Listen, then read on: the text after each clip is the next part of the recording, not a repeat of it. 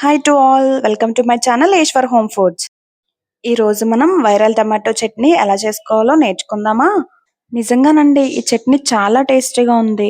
Rice లోకి, చపాతీ, పుల్కా, దోశలో కూడా చాలా అద్భుతంగా ఉందండి. ఈ చట్నీ తయారు చేయడానికి ముందుగా స్టవ్ వెలిగించుకుని ఒక పాన్ పెట్టుకుందాం. దానిలో కొంచెం ఆయిల్ యాడ్ చేసుకుందాం. ముందుగా ఇలా టమాటాలు తొడుములు కట్ చేసుకుని 2 ముక్కల కింద కోసుకుని పక్కన పెట్టుకుందాం. పాన్ లో ఆయిల్ హీట్ అయిన తర్వాత ఒక్కొక్క టమాటా పీస్ ని జాగ్రత్తగా ఇందులో వేసుకుందాం. జాగ్రత్త అండి, చేతి మీద ఆయిల్ చిందుతుంది. స్లోగా యాడ్ చేసుకుందాం. మీడియం ఫ్లేమ్ లో టమాటాలు బాగా కుక్ అయ్యేంత వరకు ఉంచుకుందాం. సో టమాటాలు బాగా కుక్ అయ్యాయండి.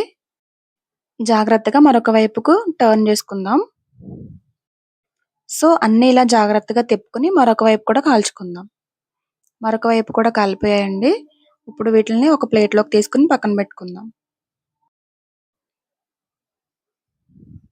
అదే పాన్ లో ఒక పావు కప్పు వెల్లుల్లి రబ్బలు యాడ్ చేసుకుని బాగా ఫ్రై చేసుకుందాం. ఇప్పుడు ఒక ఆనియన్ ని చిన్న చిన్న ముక్కల కింద కట్ చేసుకుని పక్కన ఉంచుకుందాం.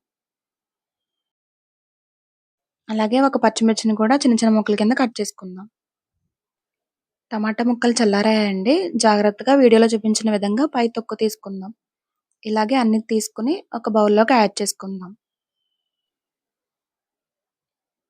ఇప్పుడు మ్యాషర్తో కానీ లేదంటే ఇలా పప్పు గుత్తి వెనక భాగంతో కానీ బాగా మ్యాష్ చేసుకుందాం. టమాటాలు బాగా మ్యాష్ అయిన తర్వాత వెల్లుల్లి కూడా యాడ్ చేసుకుని మ్యాష్ చేసుకుందాం.